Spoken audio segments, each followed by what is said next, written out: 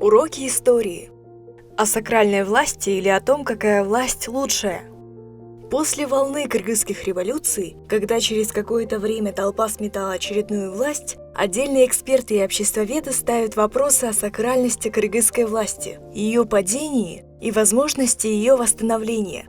Хотя, если быть точным, вопрос стоит о падении авторитета власти, безвластии и необходимости ее восстановления. Власть в человеческом стаде и первобытном обществе принадлежала самым сильным особям, как происходит в животном мире. Ее источником являлась сила субъекта, а суть ее состояла в том, чтобы подчинить всех себе, захватить самое лучшее, защитить сородичей от врагов, обеспечить добычу и дать сильное потомство. Власть в этом обществе захватывалась и удерживалась в результате поединков между претендентами. Впоследствии, по мере эволюции и развития человеческого общества, власть стала выбираться на сельских сходах и народных собраниях. Источником ее стал народ.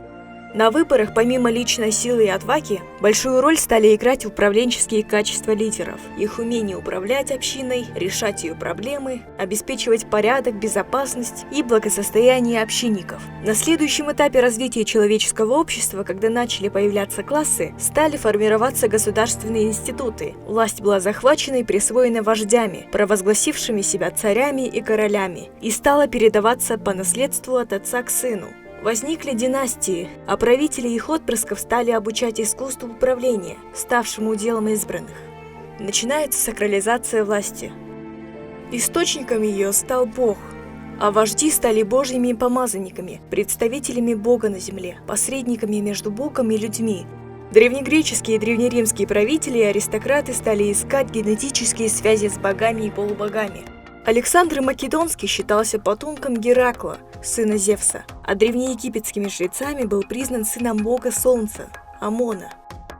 Царица Египта, Клеопатра, взошла на престол как Теофилопатр, то есть богиня, любящая отца. Не имея ни капли египетской крови, она считала себя живым воплощением главной египетской богини Исиды, супруги и сестры Осириса, а японский император до сих пор считается живым богом. Захват власти с этого времени стал считаться опасным преступлением и жестоко наказывался, а покушение на монарха или его власть считалось покушением на бога. Люди в то время были очень религиозны, и не каждый мог бросить вызов богам. Каждый законный правитель брал пример со своих божественных предков, хотел походить на них во всем. Александр Великий мечтал превзойти своими подвигами великого Геракла и дойти до края земли Индии, где по мифам побывал его героический кумир. Через генеалогию, чаще вымышленную, простолюдины стремились обосновать свое право на власть и занимались поиском венценосных предков и родственников. Это имеет место и сейчас. Например, в Казахстане историки копались в генеалогии Нурсултана Назарбаева и сделали открытие. Он является потомком Чингисхана, Чингизидом. В Кыргызстане президента Аскара Акаева считали потомком выдающегося кыргызского родоначальника Атаке Бия, но потом выяснилось, что он тоже Чингизид, потомок казахского султана Абла. Какие-то попытки найти благородные корни происхождения Алмазбека Атамбаева, потомка каканского сарбаза Шамурата, предпринимались и кыргызскими историками. Подделать у кыргызов родословную почти невозможно. Чужака в ряд своих отцов не включишь. Подделка сразу обнаружится, как это произошло с кыргызской родословной Акаева. Ну а были ли попытки узурпации власти со стороны тех, кто на нее не имел права? Безусловно, были. В античное время самым известным случаем захвата власти считается восстание Савмака в Боспорском царстве. Савмак был рабом-скифом, возглавил восстание против царя Митридата и сверг его. Был провозглашен царем, но установил такой жесточайший режим террора, что был свергнут своими сторонниками и убит. К власти снова вернулся прежний царь, которого подданные встретили 3 года спустя как освободителя. Этот пример вдохновил Маркса при создании учения о классовой борьбе: рабов против рабовладельцев, крепостных против феодалов, рабочих против буржуа. Правителями Древнего Рима, а затем и императорами становились отцы римского народа, римская аристократия, патриции.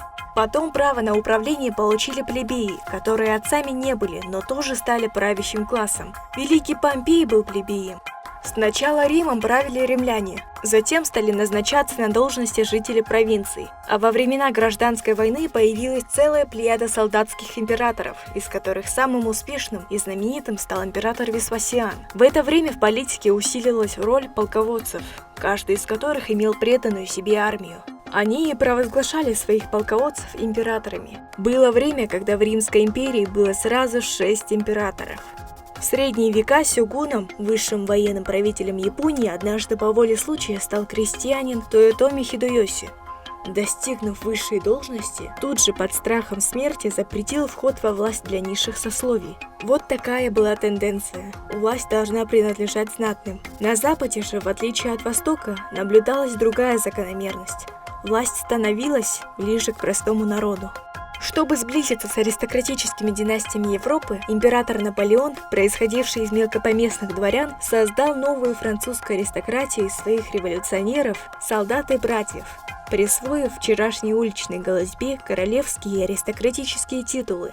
Но Европа их не признала, кроме правящей в Швеции династии Бернадотов. Может быть, потому что Наполеон отдал свою первую любовь замуж за своего генерала, который всю жизнь потом ненавидел своего благодетеля. Простолюдины захватывали власти под видом всевозможных самозванцев, прикрываясь царскими титулами и именами. Так легче было поднять и повести за собой народные массы. Одним из них был Емельян Пугачев, поднявший восстание под именем царя Петра III, убитого в результате дворцового заговора. В период Великой Смуты в России авантюристы разных мастей широко использовали имя убитого царевича Дмитрия. Был самозванец и у нас в Туркестане, звали его Пулатхан. Объявил он себя каканским ханом Худайаром. Восстание было жестоко подавлено, а самозванец убит.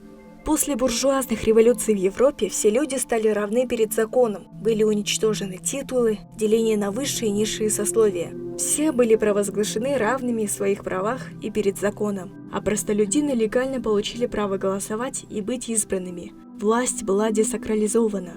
Источником снова стал народ. Открылись социальные лифты, и во власть стали приходить люди из разных социальных кругов.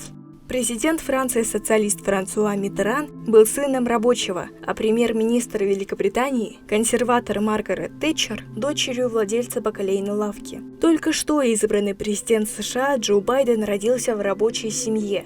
Власть перестала быть уделом только знатных и богатых. Этому во многом способствовала появившаяся 200 лет тому назад партийная система. Партии стали новыми институтами, которые являются посредниками между властью и народом, артикулируют, защищают народные интересы и разрабатывают политику. Не путайте их с нашими олигархическими псевдопартиями. У кыргызов власть до революции была уделом только родоплеменной и феодальной знати. На Курултаях главы племен и родов выбирали из своей среды ханов, принимали судьбоносные решения. Выборы могли быть альтернативными, но с одним известным условием – выбирали не всякого, кто захотел, как в условиях нынешнего всеобщего избирательного права, а только из числа достойных. То есть, чтобы выдвинуться, кандидат должен был иметь заслуги перед народом. В случае, если не было достойных мужчин, можно было выбрать правителем достойную женщину. Ею стала Курманчан Датка.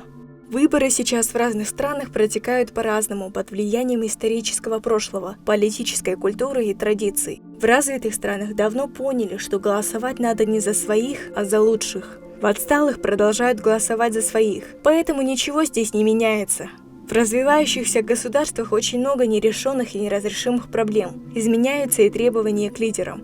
В развитых странах нужны грамотные кадры, которые умеют управлять своими знаниями, правильно распоряжаться ими и создавать на этой базе новые знания. Вот тогда появляется авторитетная власть, которая решает накопившиеся проблемы и повышается уровень доверия к власти, которой хочется добровольно подчиняться и сотрудничать с ней.